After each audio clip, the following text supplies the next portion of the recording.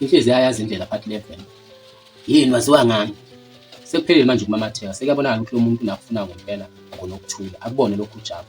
Wena umazi ngani? UJabu sesuke wabona intshisekelo kaMlungisi. Wezwa enemizwa ukuthi kukhona okungaphakathi. Naye-ke manje usefuna ukwazi ukuthi uMlungisi lona yini le ayazi ngoNokuthula. UNokuthula saziwa ngaphandle. Sasifunda nakudala eshoyo. Sengike ngambona-ke la, wangitshela ukuthi ufunde Ndumiso. Kuphendula uMlungisi ngomoya ophansi, enokuthokoza ngaphakathi ngoba uyabona ukuthi uthola impendulo kahle. Uzogcina ekutholile akufunayo. Waneliswa-ke uJabu ukuthi akukhulu ukuthi uMlungisi uyazibuzela nje ngoba efuna ukwazi ngempela. Oh, nami bengibuza nje. Yena uyaziwa ngoba sisebancane esikoleni siyazana sonke. Uyabona la amanye amabhilidi awakasebenzi, asalinde abanye abazofika ngeminyaka ezayo.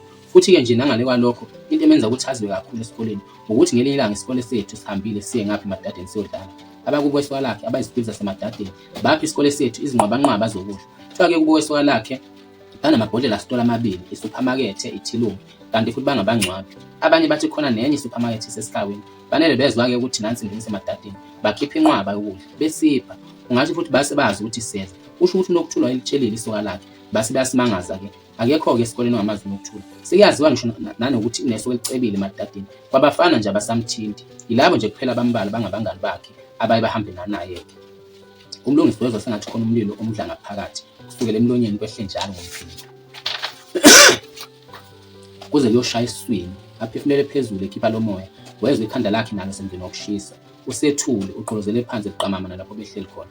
Kubonakala ukuthi umuntu okude ngimcabanga. Akubone konke lokhu uJabu bese ebuza. Yini kwenze njani? Ubuza uJabu mangeni. Uthe samamatheka uMlungisi elungisela ukuphendula.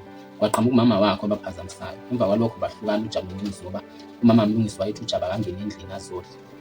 Wakusho lokho wama phambi kwabo futhi akangahamba. uJabu wabesengena endlini wasala lapha ngaphandle uMlungisi yedwa. UMlungisi wawubona umhlaba ufa phambi kwakhe, uqhekeka uba zincwicwane. Wawubona umhlaba ubamnyama futhi ungenathando. Konke kuyize. Wazibona engelutho, engekho ndawo, ingekho nento angayiphilele emhlabeni. Wazibona engumuntu walutho, isahluleki singasoze ukuthi siphumelele. Ngoba sivele sadalelwa khona ukuhlupheka. Wasitshela ukuthi kulungile asithathe isigwili. Lo moya wagxila kuye. Wathi lapho wanda ugxila, banda futhi ubuhlungu. Emva kwesikhashana lapho uMlungisi egxilile kule ndlela yokucabanga, ebuzwa futhi nokuhlungu okujulile banda kuye. Wabona ukuthi uNokuthula ungowabanye abantu. Ambone ngamehlo engqondo ehleli nabanye abantu abathandayo nabo abamthandayo. Bayahleka, baxoxa, bajabule bonke.